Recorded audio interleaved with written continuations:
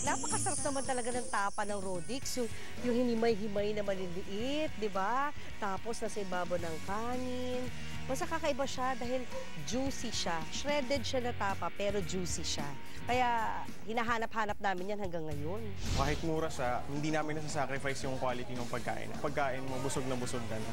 Parang kung pagkatapos mo kainin yan, parang mapaparigito mo sa gabi, tapos parang gusto mo ulit kainin the next day. Ganyan. Hinahalong ko yun ng chili powder. May chili powder kasi yung Rodix na talagang ang dami-dami kong nilalagay. Nung panahon ko, 6 lang pwede kumain. Tapos yung katabi mo, pwede mong hipuin yung, yung likod ng buhok niya. Parang, hello. Kasi talaga yung daan talagang, excuse me, gano'n. Bonggang-bongga. Congratulations to her. Sulit siya.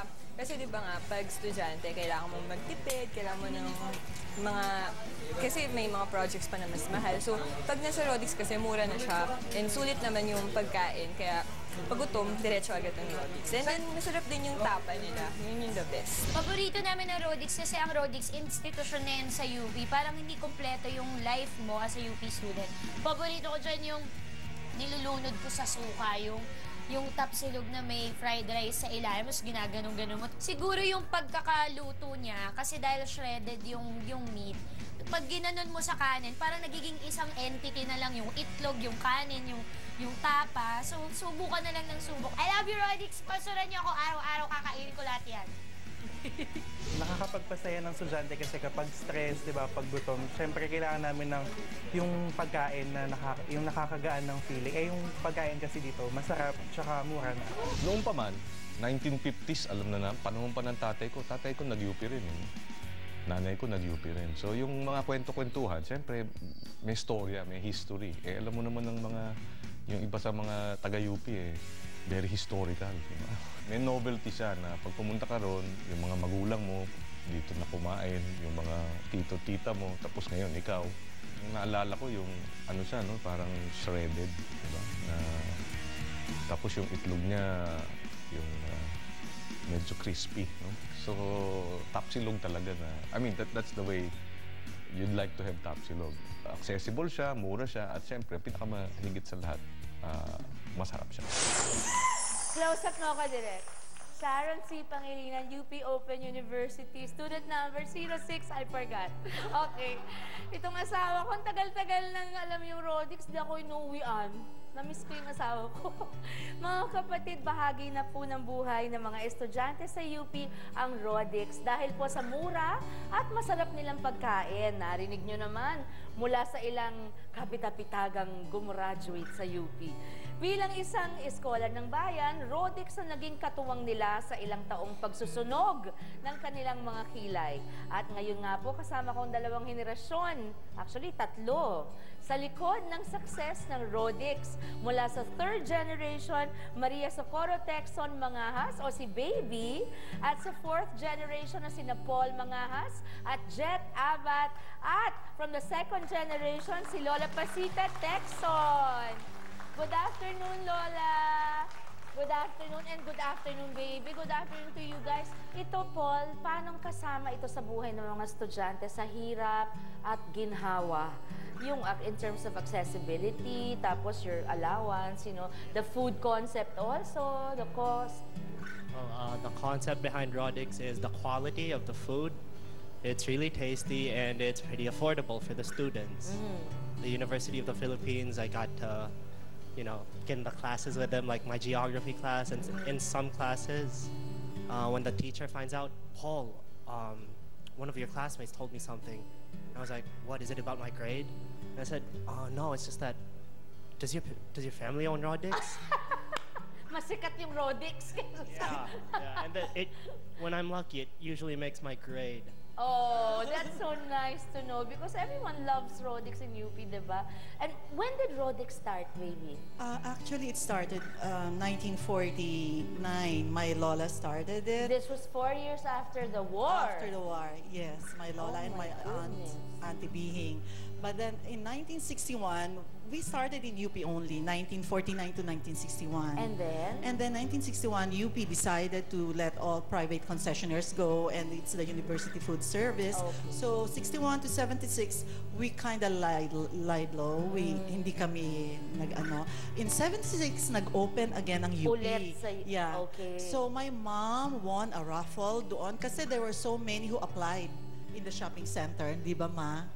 Oo. And then from there, there were... Siyempre, pinili nila Rodix. No. Not even. It's more of they had zoning. They only allowed 2 for food, 2 for laundry. Parang basta limited. Limited to 2 food so that walang competition masyado. But then my mom went, and then 10 silang nag-apply dun sa food stall na yun. Dalawa lang yung available. And then dalawa lang available. So they decided i-raffle na lang.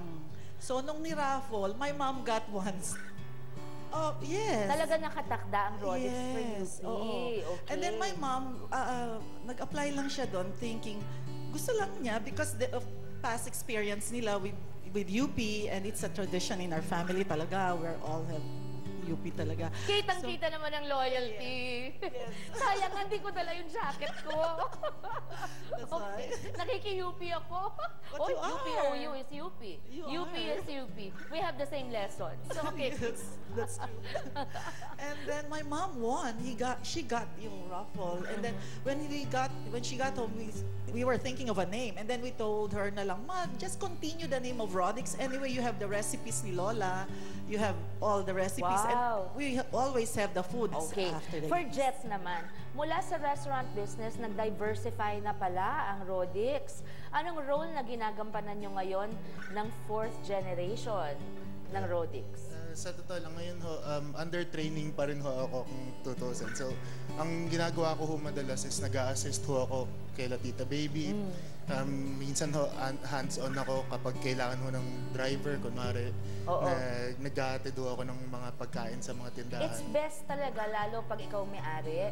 Kahit sa, let's say, kahit sa McDonald's, tapos franchisee ka, talagang you'll start from cleaning. From the bottom Ikaw ho may-ari from the bottom, kasi kailangan alam mo lahat ng steps ng buong kumpanya, lahat ng titulo doon. Okay, pinag-uusapan na rin lang natin ang sikreto ng mga pagkain sa Rodix, mga kapatid. Tingnan po natin kung paano ba ang paghahanda ng napakasarap nilang at kakaibang tapsilog. Ito po ating panoorin.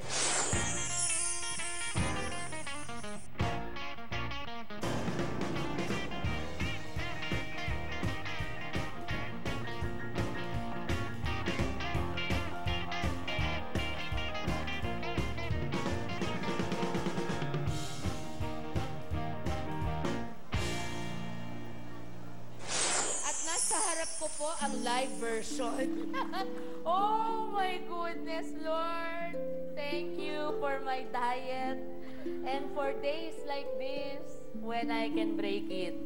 Ito, ang gusto po ng Rodix nila, Baby, at ng kanilang pamilya ni Lola Pasita, na yung pagsasama po namin ng ilang henerasyon ng mga UP students at ng lahat ng fans ng Rodix, kaya ma-enjoy nyo rin po. Kaya makakatikim din ng nagmamalaki naming tapsilog ang ating mga kasama ngayon sa studio audience. Ayan, mapapanood yan. Maraming salamat, Baby, Paul, and Jet. Thank you, Lola Pasita.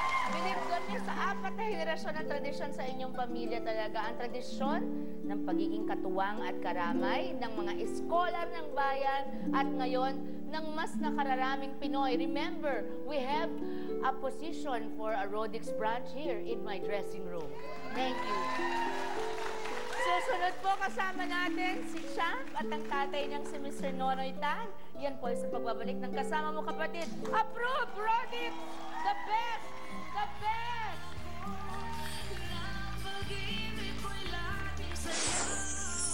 Eto makatulad sa mundo